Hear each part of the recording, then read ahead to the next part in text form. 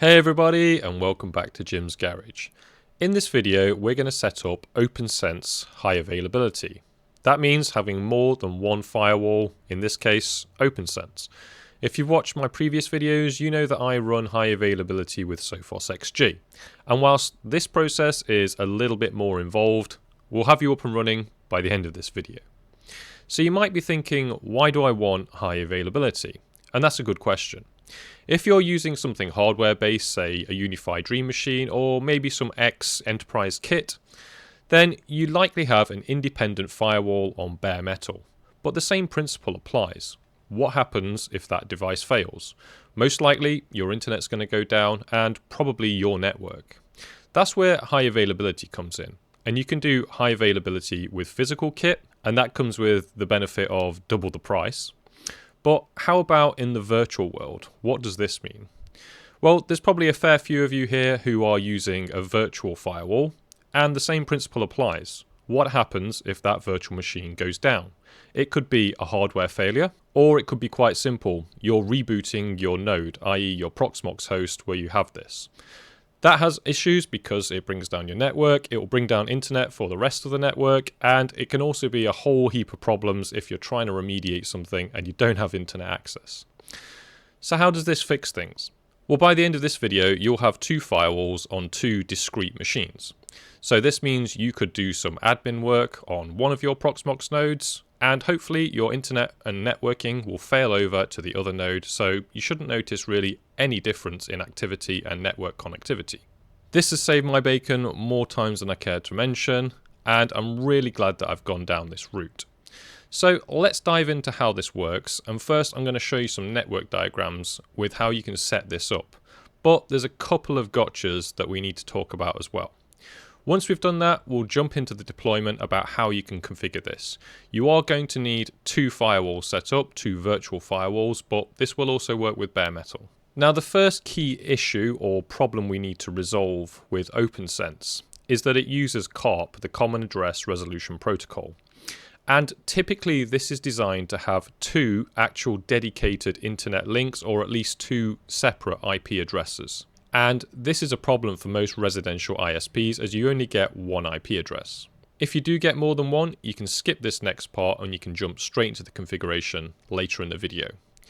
But I'm going to assume that you've got one IP, like I do. So what can we do about that? Well, as I said, it expects two different IP addresses because CARP requires access and control over the interface. Now, thankfully, and this is the way that I'm going to have this configured in my video, we can kind of trick OpnSense to thinking it's got two IP addresses. How do we do that?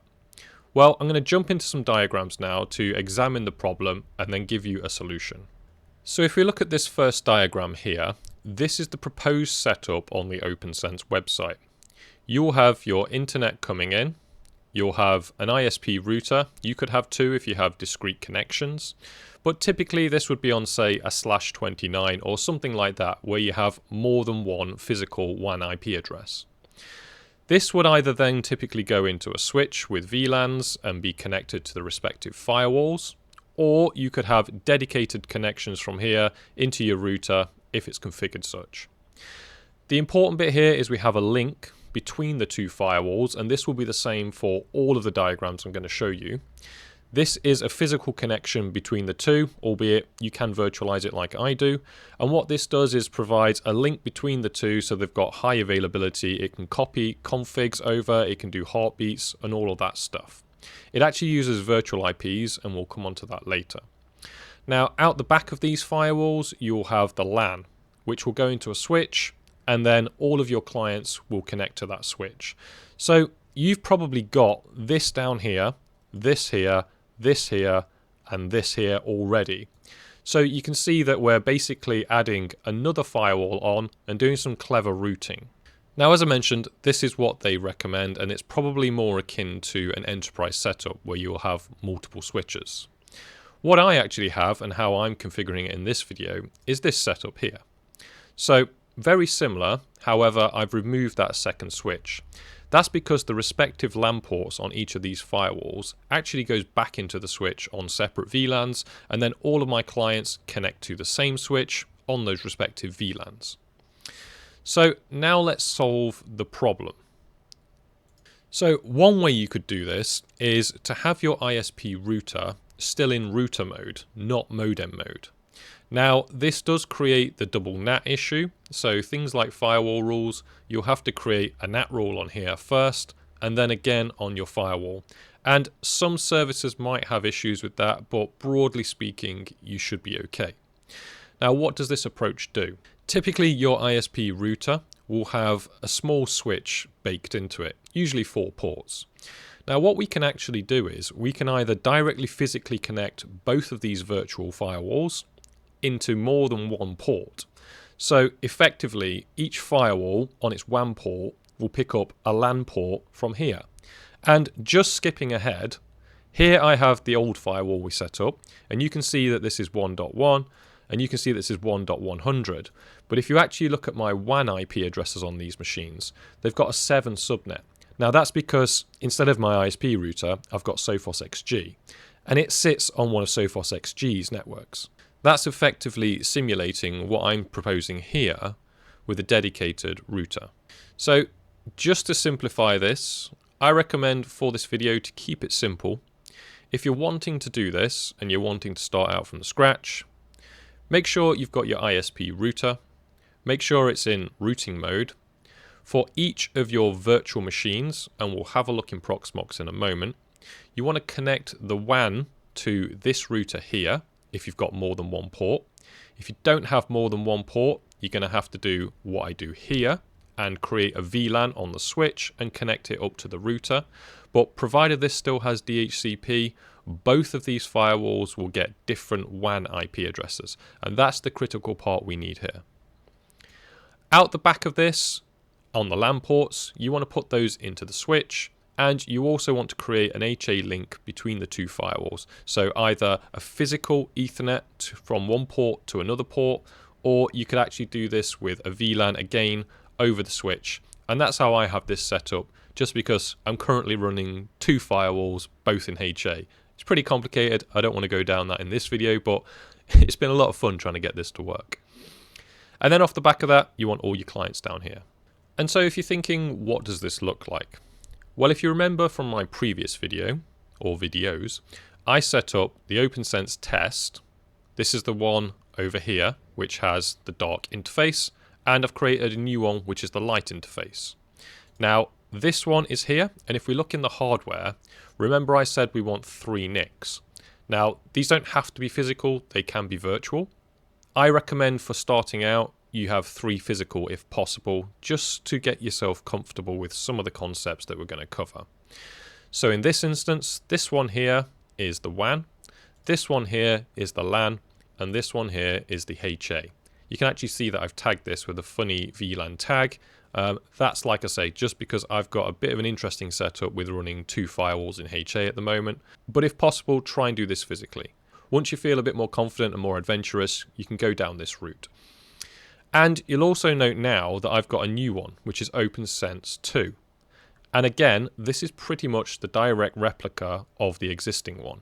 So 3 NICs, here we have WAN, LAN, and HA. And now if I go onto my switch, you'll see how I have that connected. So over on my switch, I have this one here, which is the WAN. So I'm running this with a 7 IP address for my WAN. This is on the second one that I've just created. And the first one that I created in the first video, if you remember, should be this one here. Yeah, WinDev 7 again, VLAN 7.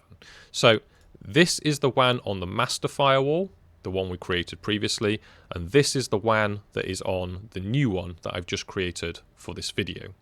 And both of these will plug into the upstream router, which is my Sophos XG, but what I'm saying is plug that into your ISP router and it should pick up a DHCP address. Next, I've got the HA link. So here I've got OpnSense HA. It just happens to be on a random VLAN. And this is actually replicated over here on this one, where it accepts tagged VLANs on 654. Now, this is getting complicated, and it's just because I'm running multiple VLANs on the same virtual NIC in Proxmox. What I recommend you do, if you can do, is directly connect these machines or use 3 NICs just to keep it simple. Out the back of that, I've then got the respective LAN ports. So here again, the default on this, the native, is this one here. And on the other one, so the new machine, is this one here, OpnSense LAN 350. So what does this mean? Well, this means that all three firewalls are now physically connected to the switch. They both have a WAN IP address. They both have a LAN on the same network. And they both have a HA direct connection to one another. Now, none of that's going to work at the moment because we have to dive into the configuration. So we're going to jump now into OpnSense. We're going to need to have access to both of them. And then we're going to start the configuration process. Now, as I stressed earlier, this machine here with the dark interface, this is the one that we created in the previous video. This one here with the light interface is the one I've newly created just for this video to get high availability up and running. One thing I recommend you do is, unfortunately, strip back everything we've done in the past couple of videos, especially if you've been doing things like the OpnSense and the WireGuard.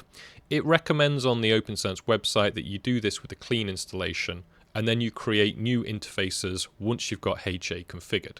It kind of makes sense because a lot of the stuff we were doing last time was breaking some of that fundamental routing, pushing it over a VPN, for example, so it won't see the local network. So I recommend you take this back to basics, but it probably can work with a bit of jiggery pokery. OpnSense tends to be a bit more involved with networking than most firewalls. Okay, so let's jump into the bit that you're probably here for, and that is configuration. So the first thing we need to do on both the firewalls, and there's a common theme here, most of what we're going to do applies to both firewalls, albeit in the final steps there's just a couple of exceptions to that rule, and that's simply because one is going to be the master and one's going to be the backup. And by the end of this video I'll demonstrate that failover to you. So by default, let's go back to the original firewall. We're going to call this one the master. And your interfaces tab should look something like this. So you want to go to interfaces and assignments. And remember, we've got 3 virtual NICs. So this one here, we need to add this. So I'm going to call this one PF Sync. That's just what the documentation recommends. You can call it anything you want. It's just because it runs PF Sync. And I'm going to add that. Now, once you click add, you can see that it's here and it's been mounted as opt1. Now, before we do anything, we're going to do exactly the same thing over in the new firewall. So here we see VNet2 again, and I'm going to call that one PF Sync. And I'm going to add that. Great, we've now added both interfaces on both firewalls. The next thing we want to do, as always with OpnSense, is we want to click on them, and we want to enable the interface. Now, this is the first bit where we have a slight difference, but it's only a values difference. So on the first one, again, this is the master. We're going to go down to the IPv4 configuration type, and we're going to change this to be a static IPv4. When you do that, it gives you additional options down the bottom here. So now this is the PF Sync, and I'm going to use the IP range of 10.0/8. So I'm going to do 10.0.0.1 in this case, and I did just say 8. I'm actually going to change it to a 24. So as always, this gives us 254 usable IP addresses. Now, the key thing here is that we're going to put this one as 10.0.1, and we're going to hop over into the other one in a minute, repeat this exact same process, and we're going to call it 10.0.2. So let's save that one, and then make sure we apply it. So that should now be applied. We're going to hop immediately into the second one. We're going to click on PF Sync. We're going to enable the interface. We're going to scroll down, make it static. And on this one, it's 10.0.0.2. And again, crucially, we need to change this to a /24 space. So we're going to hit save. We're going to hit apply. So now that we have both of those interfaces created, enabled, and set with a static IP, we can move on to the next phase. And just after that phase, I want to go and test this connection before we go any further, just to make sure that it's up and running and behaving as expected. Before we can test it, because of OpnSense being default deny, we need to add some rules onto that new interface. So we're going to hop into Firewall, we're going to go down to Rules, and we're going to go to this new interface, which is PF Sync. You might need to do a refresh here, so let me just do that. Yeah, and there we go, you can see PF Sync. So we need to add a new rule here, and this one's going to be really simple. I'm just going to say that on the interface pfSync and any rule, you can restrict this to just use the CARP protocol, which is used for HA, but because this is a dedicated connection between the two firewalls, I'm just going to keep it as any. That should be okay. So let's scroll down and just hit save. Then we want to apply, and hopefully we've got that here. Yeah, anything on that interface will be accepted. So we need to do the same thing now over in the other one. So firewall, rules, pfSync, and then we're going to create a new rule on that interface pfSync, and then it's any, and I'm going to click save. Hit apply. And now it's a good idea to go and test that both these interfaces can be reached. So over in Proxmox, you can connect to either of your firewalls now, log in through the console, and then once you're logged in, you want to choose option 7. So in this case, you can see that I'm 10.0.0.2, so I'm going to test pinging 1. So I'm going to put in 10.0.0.1, and hopefully, yeah, there we go. We can see that we've got a response. We had 3 hits, everything's fine. So now we know that we've got the two interfaces correctly configured and that they can send traffic to one another. Brilliant, we can move on to the next step. So the next step is where it gets a little bit more interesting and where CARP comes in. And if you've been watching any of my Kubernetes videos, you'll be more than familiar now with virtual IPs. And that's exactly what we need to do here. There'll be a floating virtual IPs that are shared between these two firewalls. And that's good because clients can connect to the one IP address, and it doesn't matter which one's responding. That HA link will make sure that they fail over seamlessly and the right firewall is responding to the right requests. And I'll show you a demonstration of that in real time later when we do some pinging, and I'll shut down one of the firewalls, i.e. the master, and it should seamlessly fail over to the backup. So handily, we're already in the right place. Interfaces and virtual IPs. And you're going to have to probably pause the video a couple of times on this because it's quite involved. So we're going to hit settings, and we're going to create 2 new rules. Now, again, the really important thing here is you replicate this process on both of the firewalls. So we're going to click add. And so we need to change not an IP alias, we want to change it to CARP. Now, we're going to create 2 rules, one for the WAN and one for the LAN. So I'm going to go ahead and populate this now, and then I'll give you a quick explanation of what's actually happening here. So the finished setup for my configuration looks like this. It's on the interface of WAN with the mode of CARP. The network address, so this is the virtual IP that you're going to choose. Now this needs to be an IP address that's outside of DHCP and is not used by anything else on the network, exactly the same as in Kubernetes. And it's in the /24 because this is a /24 network. So I've chosen 7.150. And now remember, this isn't a public IP address. This is because it's internal in my network. This is being handed out by Sophos XG. Most likely in your case, this is what's going to be handed out by the router. If we look on here, your ISP router, which is typically 1.0 or 1.1. So you'll have an IP address from there. It might be a good idea to make a static reservation in here for both respective firewalls. So you might have firewall 1 on 1.2 and firewall 2 on 1.2. So in this case, it's 1.50 for me on the VLAN of 7. You'll need to change this to whatever your upstream router network is. Next, we've got the VHID group. And so this is a special group that it puts these commands in. And I've given it the description of the VIP WAN. And just as a reminder, you need to put a password in here. That's because this communication is secured with a password. So I've just put in the default value of OpnSense, but you can choose any password you want here. Just be sure to reflect it on the other machine. So when we hit save, you can see that this is now here. And you'll want to click apply to make sure that this rule applies. Now, as I mentioned, we need another one. So I'm going to click the plus again, and I'm going to skip ahead, and then we'll go through the same run through process. So in this instance, again, it's CARP. This time the interface is LAN, and then I've created basically the same IP just on a different subnet. Because remember, the default LAN for OpnSense is in the 1 dot range.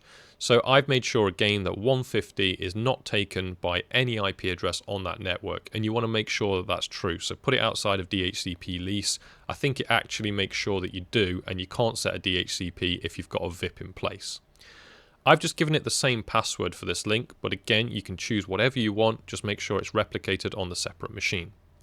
I've given this one a different VHID group. It needs a specific group for each VIP we're using, and I've just given it the description of the VIP LAN. So now we can click Save, and we can click Apply, and you can see that now both of those rules are here. Now we need to do exactly the same thing over on the other firewall. So I'm just going to replicate this on here, and I'll show you what that looks like when I skip the video forward in a minute. And so here you can see that I've replicated the exact same thing on this firewall as on this firewall here. Great, we can now move on to the next step. The next thing we need to do, and again this is on both firewalls, is to create some outbound NAT rules. So we click on Firewall, click on NAT, and we click on Outbound. Now you're going to need to set this to hybrid and hit Save. And then when you've done that, just over here, there's a plus sign we need to click. And then we need to create two new rules. So the first rule we need to create is the pfSync interface from the source address LAN net, and we want to translate that to the pfSync address. Once you've created that rule, scroll down and hit Save, and then we need to create another rule. You can see that it's here, but it's not applied yet. We'll do that once we've created the second address. So click Add, and then this time we do need to make a WAN. So for this rule, we want the WAN, source address, LAN address, and we want to translate that to the VIP WAN address. So let's scroll down and hit Save. And then we need to apply this rule. So those are now applied. And we need to replicate these rules now over in the secondary one. So exactly the same again. And once you've saved and applied them, you can see here that this rule is exactly the same as this one here. Great, we can move on to the next step. And you'll be pleased to know that the next step is the final step, and this is where we do the HA configuration. So if we go to the system, and we go to high availability, and we hit the settings, we need to make some changes here. So the first thing we need to do is to tick synchronize states. So this turns on the HA function. Now we know that the synchronization interface isn't the LAN, we've created pfSync. And we know that the peer IP address isn't this one here, it's 10.0.0.2 because this one is .1, remember. We're going to specify .1 on the other machine after this. The next thing we want to do is the synchronization config to IP. Now this will be the same IP as here because it's the one that we want to synchronize, so we can just paste that in here. The username and password, this will be whatever you set your secondary firewall to be. So for me, it's just the default of root and OpnSense. And then it's going to ask you, well, what do you want to synchronize? You can choose what you want. The default is just a few of these, so DHCP, VIPs, etc. I'm just going to click the whole thing. So I want everything to be synced. So I've ticked that, and then I'm going to scroll to the bottom, and I'm going to hit Save. So that's now saved, but it's not quite working. You guessed it. We need to head onto the other one and do a similar process, but not the same. So System, we want to go to High Availability and Settings, and we want to enable this one, and we want to change the peer IP address to be 10.0.0.1. Now, because this is the backup, we don't want to synchronize this config to the other machine. We just want to leave everything default. So again, we don't want to tick any of this stuff here. We just want to scroll down and hit Save. And now, hopefully, this should be up and running. So let's go and validate. So back on the previous machine, let's hit Status under High Availability. And if this has worked, yes, you should see all of this here. You can see both firewalls and both statuses. And so what I do recommend you do now is head to your dashboard, and you can actually click on Widget. And in here, you can select CARP. And when you do, you'll see down here that it adds CARP. Now, I've just dragged that over, but as you can see, this machine is set up as the master, and it tells us that here. And if we do exactly the same thing on the separate machine, it should show us the backup. And yeah, over on the secondary machine, you can see that this is the backup. So, excellent. Let's do a test just to make sure that this is working. So if I run these two commands, this is just going to ping indefinitely Cloudflare in this instance. And on this machine here, it's just going to be pinging the VIP of the firewall. So as you can see, I'm routed through OpnSense at the moment in a HA mode, and both of these are working. So I'm going to jump now into Proxmox, and I'm going to turn off my master firewall here, which is this one. So if I now shut this one down, you can see that it's starting to turn off. Hopefully we go back to these two here and we're not going to see any disruption. There we go. We saw a request timed out, but it picked up straight away. So there you can see HA in action. It really is that quick. So now the traffic is being routed through the other firewall, and you can see this one in the background isn't even available. Again, we got another timeout, probably the final thing, but all those pings are still going through.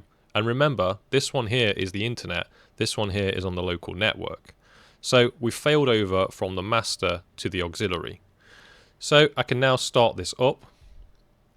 And if we check now on our dashboard, if I give this a refresh, you can see now that this is the master, and this one here, if we do a refresh, it's not even available because it's not turned on. So let's see what happens now when I start up this new machine. So this is really handy. For example, I don't know, you've just had to bring this Proxmox node down to do some maintenance, upgrade some hardware, do some patching, and you want to automatically start this back up.